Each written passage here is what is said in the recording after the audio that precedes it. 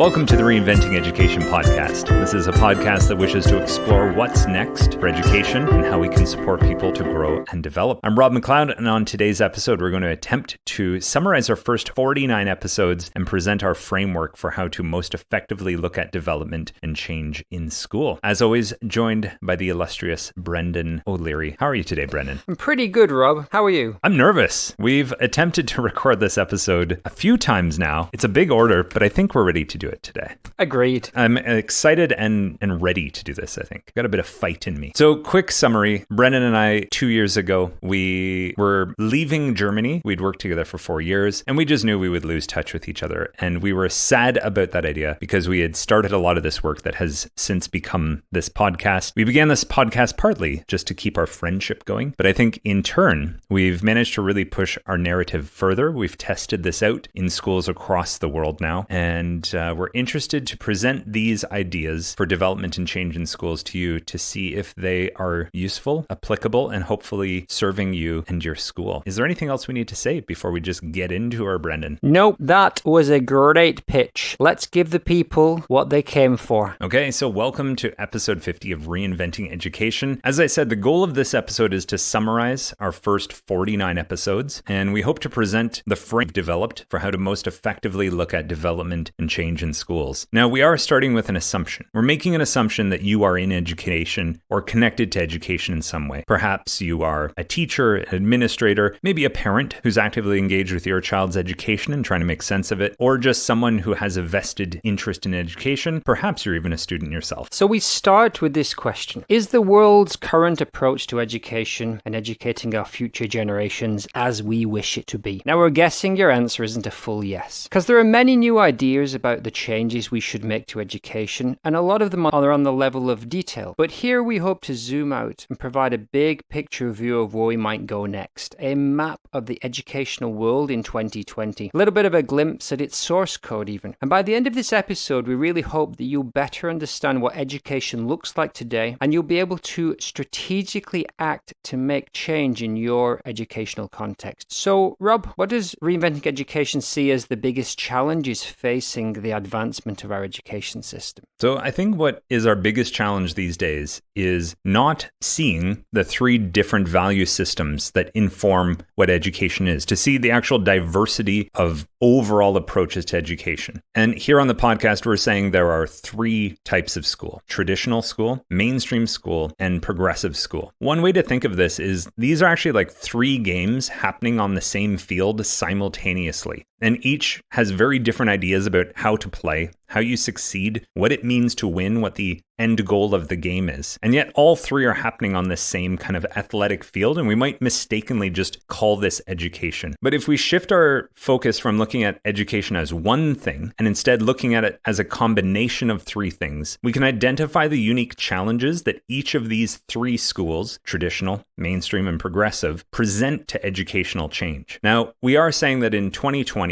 you're not going to find these in isolation. And our goal in this episode is to clearly define the characteristics of each, the traditional, mainstream, and progressive school. Okay, so Brennan, what makes each of these three types of schools fundamentally different? Well, we think that it's the values and the core values that underpin what the three different types of schools do.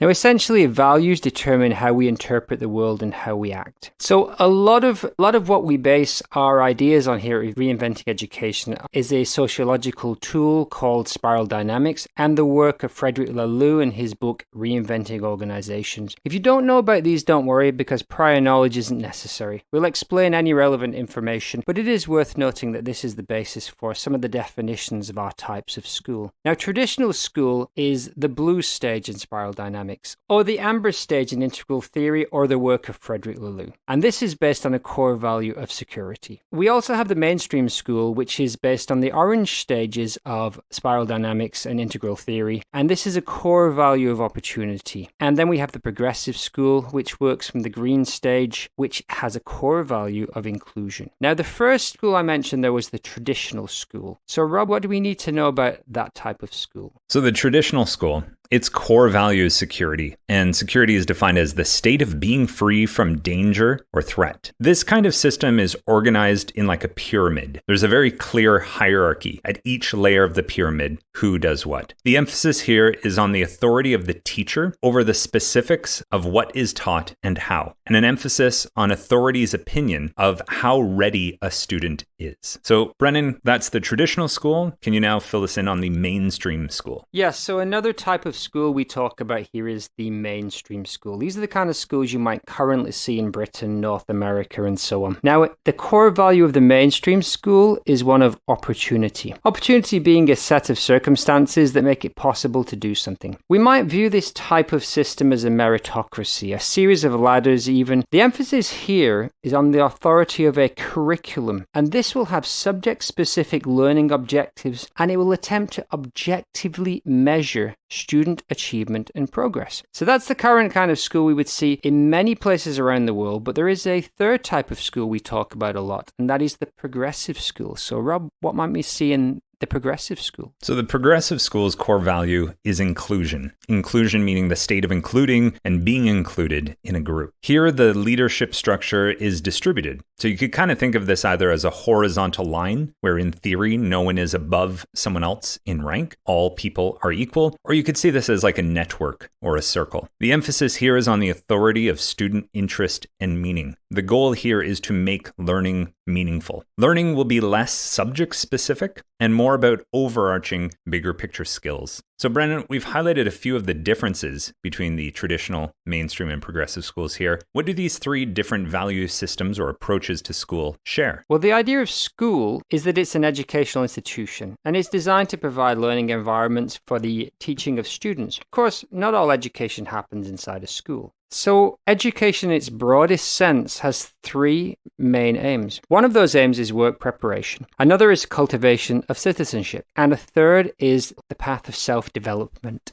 School is the way that we can meet those three aims. So between around 1770 and 1900, countries around the world agreed more or less to rely on a nationwide school system to educate children in the country. All of the three types of schools we mentioned a little bit earlier, the traditional, the mainstream, and the progressive, they're all aiming to meet those three aims: work preparation, citizenship, and self-development. Now, meeting these three aims is something that the traditional, mainstream, and progressive schools have in common, but how they go about meeting the aims is defined very differently between them. And each type of school does tend to emphasize one of the aims over the others. So, Rob, which of those three aims, work preparation, citizenship, and self-development, does each of the three types of school, the traditional, the mainstream, and the progressive, emphasize? So if we begin with the traditional school, with its core value of security, it emphasizes the cultivation of citizenship, getting you ready for your role in society, emphasis here being on morality and socialization. In the mainstream school, with the value of opportunity, it emphasizes work preparation, getting you ready for the next level of school or giving you the actual skills you need for the workforce. Finally, the progressive school, with the core value of inclusion, it emphasizes self-development, getting you ready to make your own path with your own skills and talents in life. Now, each of these three types of school have emerged sequentially. Historically, first we saw the traditional school, then we saw the mainstream schools emerge, and now we're seeing progressive schools. You could say that each of these has emerged providing solutions to the previous school's limitations or problems. So, Brennan, if I'm in a school and I'm listening to this right now and I want to identify which value is most dominant in my school, what would be some of the general characteristics to look for? Let's begin with the traditional school, its core value of security, and its emphasis on citizenship as an aim. Yes, so imagine you were in a school and you began to believe that it was working from a traditional mindset. What you might see in this type of school is the idea that the world needs you to do your duty, and you should listen to us in authority so you can be ready to do that. And we want to ask, what calls the shots in a traditional school? Well, it's the authority of the teacher, and usually based on the idea of tradition. Authority figures will make decisions about when you as the student are ready to do certain things. And one way to think of this is in a feudal village where the beginnings of this traditional mindset emerged from, you might have a master carpenter who trained up apprentices, and he would decide when it was time for the apprentice to be ready to finally build the cabinet. Some of the beliefs within the traditional system is the belief in loyalty, authority in return for security. There's usually high levels of trust inside the community, divine laws sometimes, the idea of careful mindfulness, tradition and justice, responsibility and discipline. And again, as we said earlier, an emphasis on morality. So, as I just mentioned, the model for teaching and learning inside the traditional school is one of the master and apprentice. And again, you might look back to a feudal village that had a master craftsman that taught apprentices how to carry out a highly specific set of practical or physical skills. And they would train them up over several years to become the master themselves. Now, of course, in a school, it's slightly different, and there's a ratio more of 1 to 30, 1 to 40, maybe even 1 to 15. And so this model begins to become difficult in some ways, but it's still the core model of how teaching and learning happens in a traditional school. So the teacher, they're a figure of authority, and they have pretty much full discretion over what's taught, when and how. And they may reference a textbook, there may be some syllabus documents, but they have a lot of discretion. The student, well, their main duty is to meet the teacher's expectations. And so if you're inside a traditional school classroom and you're watching the teaching and learning, you'll see a lot of memorization, the reproduction of information that's been given. The opinions of the students may not necessarily be considered very often inside the lesson. You may not see any differentiation. And this is really because there's one correct way to do things, and you need to learn it from us, the figures of authority. Attendance is key in the traditional school. If you put in the time and put in the effort, that is our expectation. Now, non-conformity is met with punishment, often a physical punishment or public shame, the aim of which is to instill self-discipline. So the teacher, often when looking at the student's work, may focus on the things they cannot do or their mistakes in an attempt to bring them closer to mastery of those skills. This is a reasonable approach for a master because the master has an apprentice and they want the apprentice to do things the correct way. So the pros and cons of this system, as with any school system, as you'll see with the other two, there are positives, we call them babies. Those are things we really want to keep hold of, and there are negatives or cons, we call them bathwater. So some of the pros in the traditional system, we have structure, we have order, we have security, we have the feeling of belonging to a group and to a lineage, we have high levels of trust. However, some of the criticisms you might feel from the other school systems towards the traditional school is that they lack efficiency or optimal effectiveness. They're resistant to change. They lack consistency sometimes, and there's only one way to do things, which is sometimes perceived as arbitrary. So Rob, there we've set out the main features of the traditional school. However, there are two other types of school we're going to talk about, and the next one is the mainstream school, which focuses on the value of opportunity with an emphasis on work preparation or even the next step of school. So Rob, what are some of the features that would tell us that we were in a mainstream school? There's this belief that the world is your oyster. Things are out there for your taking, and you need to prove to us in school how good you are. And by doing that, you can open up doors for yourself later on in life. Academic success here is defined by your assessed score against our preset universal standards in the school or in the curriculum. The one way to think of this is kind of like the Olympics. You show up to the Olympics, they already have the definitions of success that they are looking for, and you are competing against those standards. So here we see a lot of Enlightenment beliefs, equality, freedom, and liberty. And it's really all about proving yourself. School in the mainstream school actually becomes competitive. It's very results oriented. It's all about competence and the measuring of that competence. And it actually believes in supporting the free market. Much of school's function is to help filter for the job market later in life. Now, the key here, though, is measurement. There is this belief that things can be measured. Mainstream schools believe in the empirical, the objective. They're willing to challenge the authority from traditional schools because they want to see results. They test possibilities, new approaches. There's an emphasis on rational and analytical thinking, and there are objective and discoverable truths. Now, the mainstream school, as far as a historical context goes, we really see this emerge most in the 20th century. School becomes about work preparation and building you up to be ready to enter the workforce by building skills and even achieving qualifications. So degrees or letters after your name becomes very important. And mainstream schools serve as a filter for the job market. The schools themselves provide qualifications, and there are several levels of qualifications that one can attain in order to enter different parts of the workforce. And in theory, the higher level of schooling you have, new tiers of the job market opens up for you and promises a potentially higher salary. Mainstream school brings in new features that weren't present in traditional schools. Here we see an emphasis on accountability at all levels: student accountability, teacher accountability, administration, school accountability, even nation accountability. We see the emergence of standardized testing, focusing on student data. We see report cards. There is a national curriculum, school rankings where we compare schools against each other, potentially in some cases even seeing teacher salary linked to student test scores and achievement. Students are also streamed into different academic levels or groupings. And we also see the emergence of charter schools for profit from public schooling. We basically see business entering into the function of education. Here we move from the master-apprentice model in traditional school to thinking of a teacher as a coach in the mainstream school. Think of students as athletes. All of these athletes are running the same race, and it's their coach, their teacher, who helps them work on technique and strategies to achieve their best. And they're in a competition with clear rules, clear definitions of success, and a clear idea of what it means to win. So what's calling the shots in a mainstream school? Well, it's the curriculum. You've got a curriculum that informs everything that's happening in the mainstream school. And this curriculum is divided into different subjects. Each subject has clear and specific learning objectives or goals to be met. Mainstream schools believe in objectively measuring student achievement and progress through the curriculum's laid out goals. So the teacher delivers the curriculum and prepares students for the tests or the assessments where we determine their degree of merit. And it's essentially the student's job to demonstrate their highest level of ability and achievement against these standards we are presenting them with. For both teacher and students, results and accountability are what it's all about. So teaching and learning here, we have clear objectives from the curriculum, and essentially in a classroom, you might see differentiated work at different levels, even including special needs education.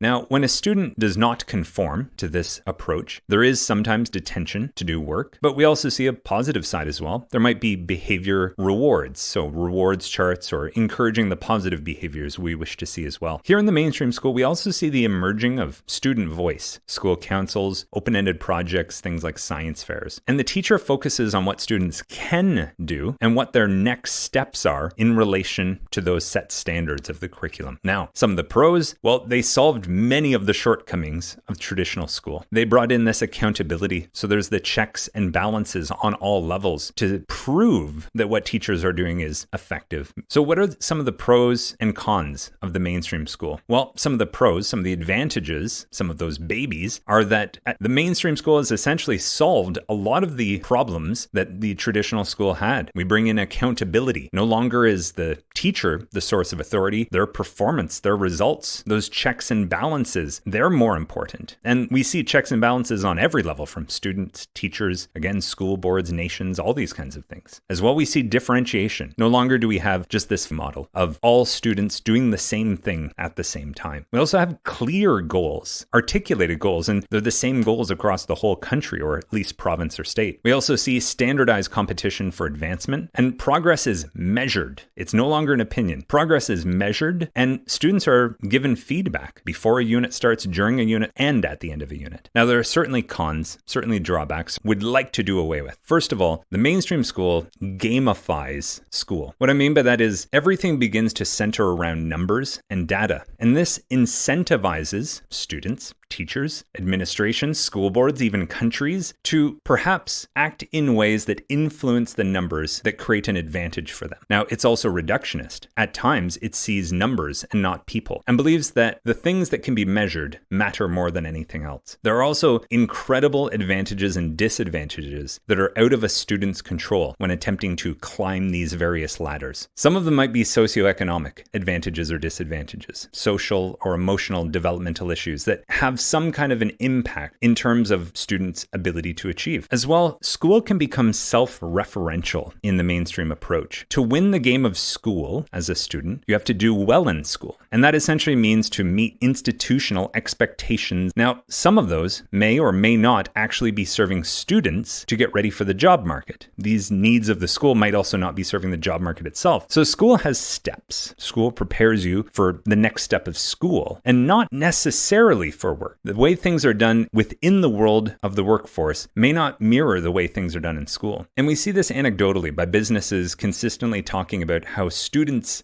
don't have the necessary skills when graduating and entering into into their companies. We also see a monoculture, for example, in the USA. The whole country, regardless of differences, from Alaska to Miami, is facing the same curriculum and basing all of their teaching, all of their learning, everything they do around this monoculture of skills that every single student is supposed to demonstrate their understanding and capability with. So treating the entire student body across an entire country, not taking into consideration socioeconomic issues, cultural backgrounds, and a plethora of other variables, you're treating the entire student body as homogenous, which it is definitely not. And as far as that monoculture of disciplinary skills, where we see, math skills, biology skills, etc., in those specific disciplines, it's kind of like we're digging 10 shallow wells and not really allowing true depth or specialization, because that's supposed to come much later. And as well, wellness, mental health, student wellness. Within the mainstream school, there's often very high stakes testing that determines what doors are open to you later. And one bad score, or even one good score for that matter, can completely alter what is available to someone in the next stage of their life. So these are some of the characteristics of the mainstream school that organizes itself around opportunity. Brennan, let's talk about our third type of school, the progressive school. This is one that has the core value of inclusion. There's an emphasis on the individual and their development. What kind of characteristics might we see if we're in a progressive school? Yes, well, a school once had the promise that it was our key to succeeding in the economy. And if you worked hard in school and you got your qualifications, you would come out the other side and the jobs were there. It's no longer a guarantee. You also need, on top of those qualifications, a whole set of skills to make your own path through this world. And there's a belief in the progressive system that if we all make our own way through the world while accepting others, we bring a diversity and also a resilience to our community. We, by investing in ourselves, can take that back into the community and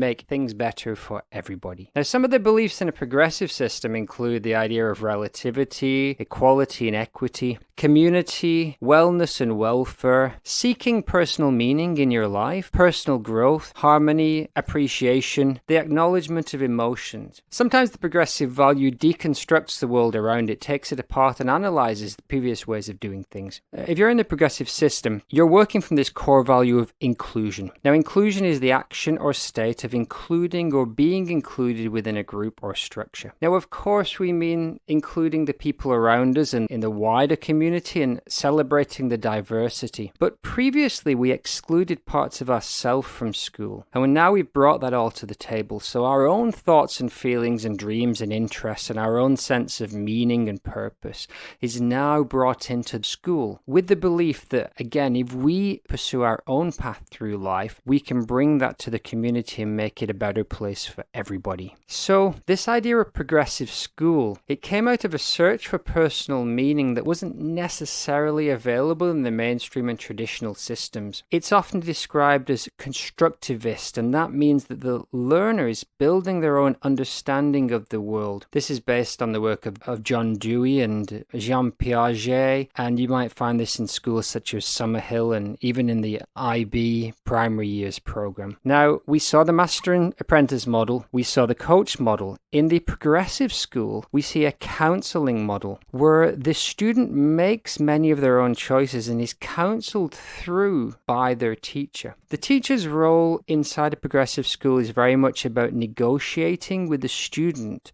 and finding out the path that the student is going to make through their own education. Teachers will focus on students' unique development, and they will look at a broad range of what we call transdisciplinary skills, skills that go across all subjects. The student is empowered to choose what they study, how, when, and why. And so in a progressive school, in terms of teaching and learning, we might see a lot of experiential learning or learning by doing, a lot of reflection on what we've experienced. We're looking for things to be meaningful to the individual. You might see teachers and students negotiating goals that are based heavily on personal interests. You'll see very flexible times and spaces, and you will see the idea of taking action or using your learning as the goal of learning. Now, as I just briefly mentioned before, one thing you will see emerging in the progressive school system with the inclusion value at its core is this idea of transdisciplinary skills. So we sometimes call these 21st century skills or higher higher order skills. And these are skills of problem solving and project management, broad communication skills, and skills that involve working with others. They go across all subjects or all disciplines. Now, in a mainstream school, and even in a traditional school, you would find what we call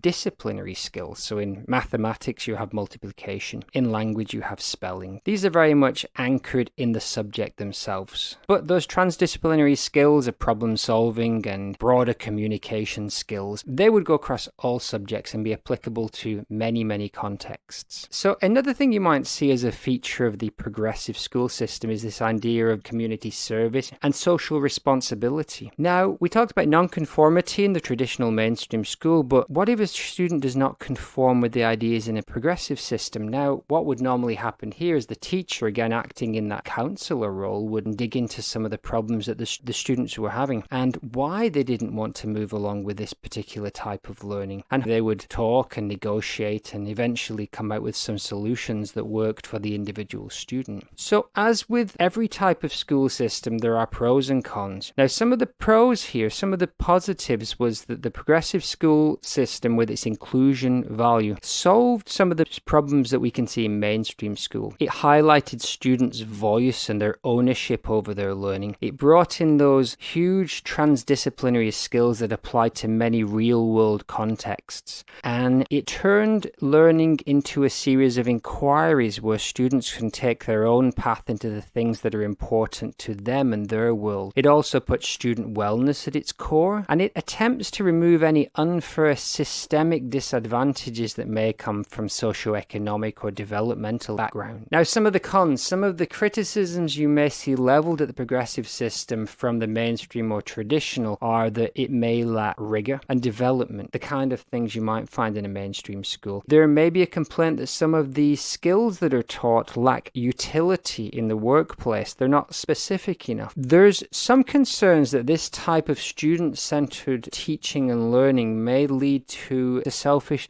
student body and even into the realms of narcissism. There's also some concern that being able to choose your own path at every step of the way in your education may remove some of the challenges that provide you with an opportunity for growth, because the real world does not revolve around you, and maybe you being in a position to choose every action you take doesn't prepare you for the real world. So all three school systems there have been laid out, hopefully fairly clearly. They are huge ideas with lots of complexity, and we've tried our best to simplify them. We had the traditional school operating from the value of security. We had the mainstream school with a core value of opportunity, and we just heard about the progressive school with a core value of inclusion. So, Rob, where do we look to see which value is most active in our own school contexts? So just as we said, school can be broken into three types of school. When we look at any one school, we could create 8 categories or 8 aspects for how to look at it. So most often we can first think of the activities and the resources. What are people doing there and what kinds of things are being used? And when I say resources, this could also include people, so the human resources. So we can look at the activities and resources. We can also look at the systems and the environments. So the systems, how do we organize what we do? And the environments, what are the actual physical places of a school? Now, we can also begin to look at the people within the school, and we can see communities, various groups of people, and we can see those communities and their unique cultures, the social norms, the sense of how we do things. So communities and cultures. And finally, we can also look on the individual level, individual students, teachers, administrators, parents, community members, and we can look at the beliefs and we can look at the reactions of the individuals. The beliefs about what is important, good, beautiful, and true, and their reactions. How are they reacting to all of these other aspects? So when we talk about a school and we want to look at change, we need to consider these 8 aspects of school. The 8 aspects, again, are the activities, the resources, the systems, the environments, the communities cultures, and the individual's beliefs and the individual's reactions. So now that we've laid out those 8 aspects, Brennan, how would we use those 8 aspects to support a school? So we would analyze the 8 aspects that you just described there, Rob, to help us define what the core value of the school was. And then by looking at each of the 8 aspects, we would celebrate the healthy aspects of the school, the aspects of the school that are working in support of their core value. Those are the things we want to keep hold of. Those are the things we want to actually celebrate and do more of. And then we would also analyze these 8 aspects to look for any less healthy aspects. Anything that was working against our core value, we would want to look at how we might make a plan for action to solve those issues and to move forward as a school. So again, those 8 aspects were the activities and resources, the systems and environments, the communities and cultures, and the beliefs and reactions of the individual. And in the 21st century, we will not find a school anywhere in the world that is operating entirely from one of those core values of security, opportunity, or of inclusion. There will always be some aspects of the school that are informed by a mix of these values. And so this may make it a little bit more complex to analyze and to work out where we are at. But again, we look at those 8 aspects and they give us clues of where to go. So that aim of finding a healthy version of our core value is at the center of what Reinventing Education is trying to do. So if you're going to change a school, you're going to have to see if all 8 aspects are working to support those core values. Because even if one of those 8 aspects is working against you,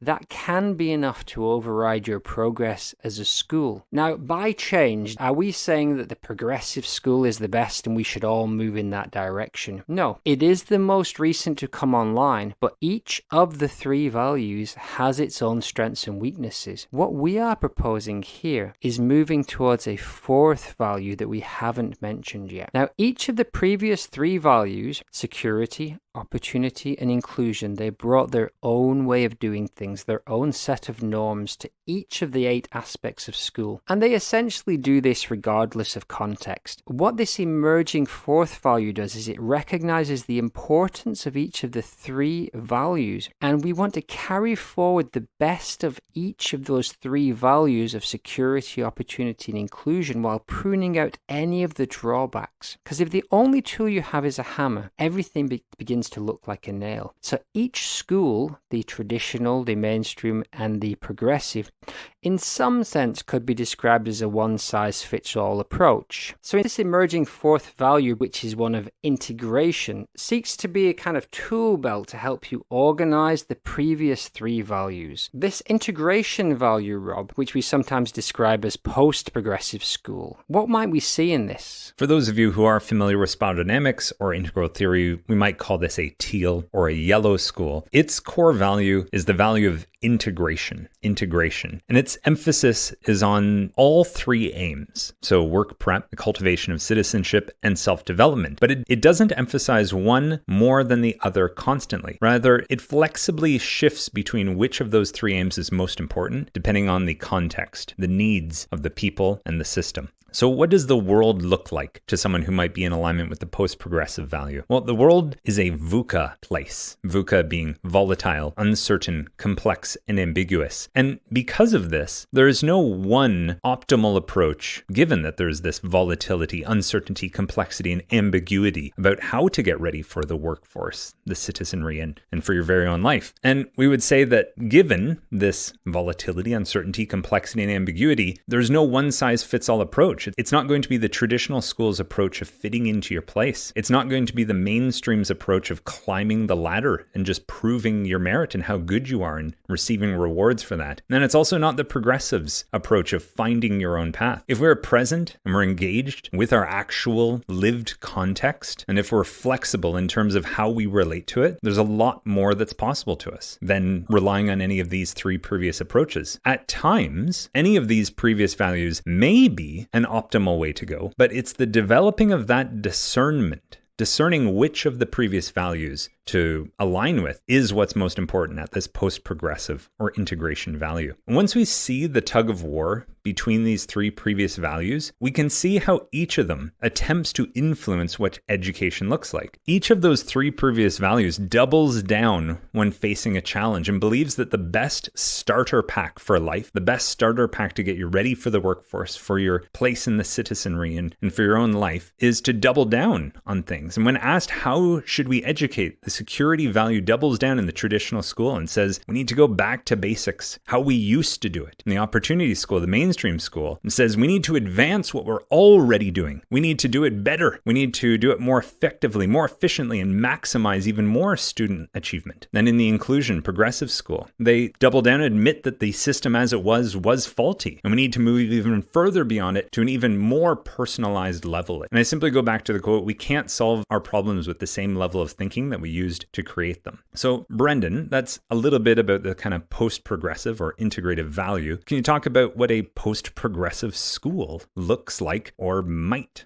look like? Well, it's a tricky one, and we don't really know if they exist out there yet. We'd like to think they do. However, the core value is one of integration of the other three values. And the main aim is the balancing of the three values, that is security, opportunity, and inclusion, according to the context and the needs of the individuals and the community. So the operating system or the worldview in a post-progressive school is one of integration, being in this kind of state of flow, which is being very responsive to this incredible complexity that the VUCA world offers. That's volatility, uncertainty, complexity, and ambiguity, and really being aware of the needs of the individuals and the community, and then moving with fluidity between those three earlier value systems. So, as I just said, does it exist? Maybe. If it does, what are we looking for? Well, the teacher would be that master, the master and apprentice model, but they'd also be the coach. They'd also be the counselor, depending on the context. And the student, likewise, they would be the apprentice, or the person being coached, or the person being counseled. Again, dependent on context. In teaching and learning, we would see both higher order 21st century skills, problem solving, communication, social and self-management skills. We would also see those disciplinary skills. And again, it would depend on the context. We might see differentiation by the type of value system that the student needs at a specific time. We could see within the same school or the same classroom, students experiencing teaching and learning in the traditional school style, or in the style you might see in the mainstream school, or in the style you might see in the progressive school. And again, it's going to come down to the context and the needs of the individual and the system. Now, as we've said several times, you're not going to find any of the three previous values of security, opportunity, and inclusion operating 100% in isolation in any school today. We're pointing them out so that we can see them at play in our school and see which aspects of school are operating from which value system and what is the mix that's at play. What we might see in the world out there is educators who are working with a post-progressive mindset. And if you are such an educator, or if you know one in your school, they may be attempting to bring the best and most applicable features of each of the three previous types of school into the classroom, into the learning environment. So you might see these post-progressive educators working with traditional security values and with mainstream opportunity values and with those progressive inclusion values. Now, in previous episodes, myself and Rob have referred to teachers who are working inside a traditional mainstream or progressive school but have this post-progressive mindset. We've called them hackers. They are moving around inside that system and seeing how they can bring the other value systems in to best serve the needs of the entire community and the individuals within it. Well, there's even those brave few pioneers out there attempting to create post-progressive schools, and we've spoken to a few of them in the history of our podcast, and hopefully we'll speak to a lot more along the way. So the traditional system was created to solve problems from an earlier age, and the mainstream school attempted to solve the issues of traditional education. Progressive school came along attempting to solve the problems of the mainstream school. The post-progressive school actually says that if you're just trying to meet the demands of the previous value and you're just trying to solve the problems that came before you, maybe you're limiting your worldview. And if you're able to look at all three value systems and see what they can bring to your context, maybe you're more free to access what's more relevant and meaningful and needed for your community. So it basically means being open to seeing that each of those three values, security, opportunity, inclusion, has something to bring to the table. Now, Rob, you want to talk about an idea of how schools sometimes are operating from more than one value at the same time, and we call this a sheen. Would you like to explain that concept?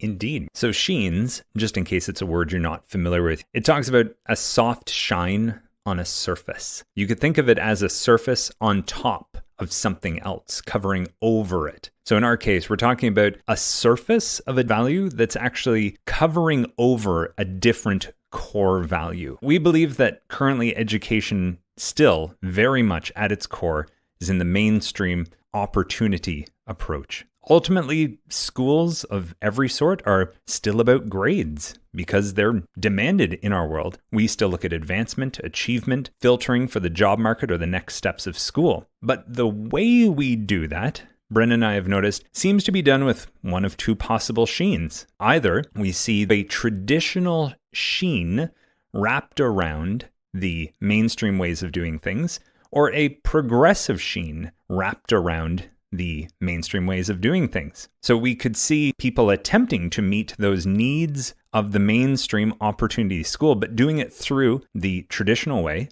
with an emphasis on duty and doing what's asked of you. That's the traditional sheen. But we could also see a progressive sheen added to it, where there's more student wellness and voice and choice taken into consideration. But at the end of the day, the thing that really matters are those grades. And sure, we're willing to bring in student voice if it helps the grades along. So the center of gravity and the goals and vision of the mainstream or opportunity approach still have the largest influence in education today. So when attempting to identify what value is most predominant in your school, see if one of those sheens may be present as an attempt to still meet the requirements of the mainstream or opportunity approach. So Brennan, where are we as Reinventing Education going with all of this? Well, our main aim is to support schools to find their core value and to move forward and to solve any issues that are involved in maybe not meeting their core values in one of the aspects of school. We're currently in the process of putting together some tools that will help schools to identify what that core value is and the degree to which they're aligned to it. We hope with these tools we'll be able to support schools in making a plan of action to address the things that are actively working against their goals, their aims, and those core values, to ultimately move the school closer to where it needs to be to meet the needs of its community. So how would you, as an educator, a parent, even a student now, how would you apply the Reinventing Education model to your school? Well, first of all, listen back to what we've said, maybe take it out into your school and see, does it make sense what we're saying? These are new ideas to us. We're fleshing them out and we're very open to having a conversation, to answer questions and to have discussions on it. But take what we've said, take it into your school and see how much it makes sense. See if you can identify which of the three values is calling most of the shots in your school. Is it security? Is it an opportunity value? Or is it an inclusion value? Are you in a traditional school? Are you in a mainstream school? Or are you in a progressive school? Identify maybe if this is the value that you actually wish to embody. Maybe you're in a school that feels like it's in a traditional mindset, but do you think you want to move in more of a mainstream direction? This is an important question to ask, an important discussion to have. What is that value that your culture wishes to uphold or to move beyond? Now, if you do find that your core value and the value of your community is in alignment with what's happening in the school, then let's go ahead and leverage those aspects to ensure the best expression of that value while attempting to minimize any shortcomings. We can identify how those 8 aspects are reinforcing or working against those values. Go into your school, look at the activities and resources, the systems and environments, the communities and culture, and the beliefs and reactions of the individuals. And if you do wish to move beyond your current state, you want to identify which value you want to move towards and look at what we need to change across those 8 aspects in order for that new value to be reinforced. Let's go ahead and identify some common problems in the school, some things that everyone in the community agrees could be better, and let's find a way to speak to each other and to use words that speak to all the value systems, whether it's a traditional security value mindset, whether it is a mainstream opportunity value mindset, or a progressive inclusion value mindset. Let's try and speak together, let's try and identify issues, and then find solutions that work for all of us. So Matt, let's say there is a person in a school, a parent, a teacher, a student, and they do want to take this forward. They've listened to what we said, they've taken to the school and asked some questions. How can we help and support in that? So I think normally in a podcast, this is the point where they reveal their pitch or their big new product or something to buy in on. And quite frankly, we have these things coming, but we feel this needs to be a team effort to make this truly meaningful and impactful. So if you are still with us and you'd like to apply some of this model we've shared with you in this episode in your educational context, reach out to us. We're on Twitter. We also have an email address, reinventingeducationpodcast@gmail.com, and help us inform what's the best next step. What do you wish existed that could help you, help your school, help the students, help the staff, help the community? I don't mean to sound grandiose, but help the world by intentionally, consciously making change within your school. We believe this map, so far, this approach, this kind of system we've laid out here, seems to be the most effective, efficient, and holistic one we've seen. So help us. What's most helpful for us to help you? We're thinking of a questionnaire to help point to your school's core value. We're thinking of offering small group coaching, one-to-one walkthroughs of this approach. Just simply reach out to us. We're kind of curious to see where this takes root, grows, develops, and nourishes us all through this. So we wish to begin taking more action, but kind of want to do this as a team effort. So feel free to reach out to us to let us know what would be the most helpful way to do that. So Brennan, I think we've done it. We managed to lay out our first 49 episodes condensed down into around an hour or so. So first of all, kudos to both of us.